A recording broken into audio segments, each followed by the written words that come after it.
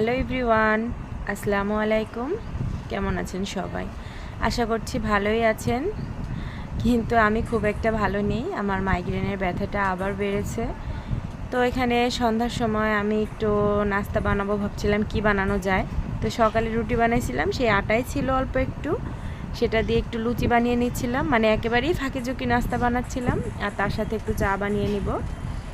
আর এই লুচি আর চাটা কিন্তু আমার ঘরের সবাই অনেক পছন্দ করে। আর আমি এখানে ওয়ালিদের জন্য একটু দুধ নিয়ে নিলাম আর আমার জন্য চা নিয়ে নিলাম। এটা দিয়েই সন্ধ্যা নাস্তা সেরে ফেলবো।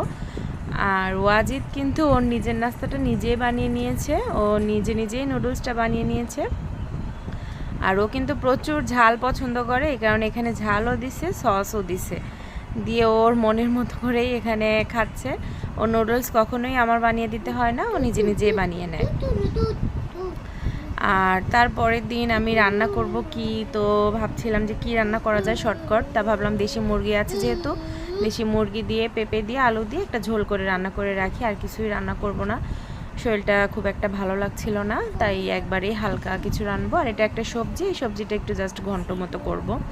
এখানে আমি মশলা কষিয়ে নিচ্ছিলাম, সব মশলা আমি এখানে দিয়েছি, কিন্তু মরিচের গুঁড়া দেইনি। ওয়ালিদের জন্য উঠায় রেখে পরে আমি মরিচের গুঁড়াটা দিব।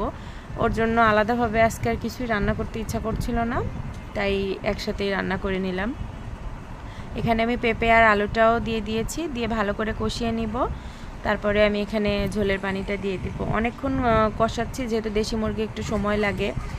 আর আমি আজকে বাইরেও রান্না করতে যাইনি, গ্যাসের চুলায় রান্না করছিলাম। ওই যে বললাম শরীরটা খুব একটা ভালো না।